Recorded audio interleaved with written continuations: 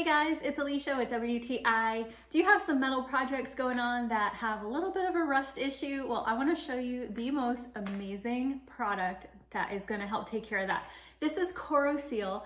This is a rust converter solution and this stuff is amazing. So we have found this to be super effective, and the way that it works is it takes rust, converts it to magnetite, which is a more stable surface, and it also provides a protective seal and primer. So you can coat something that has rust with this and then you're right away able to paint over it, which is awesome. You can also leave it as is and it is sealed, so you don't necessarily have to paint, but it is an option. It's really simple to use. So all you need to do is make sure that your work surface is free from any loose rust or dirt or debris. So you want to make sure to, brush it really well, clean it thoroughly, and then make sure it's really, really dry. And then you just apply it with either a paintbrush, a roller, you can even spray it on.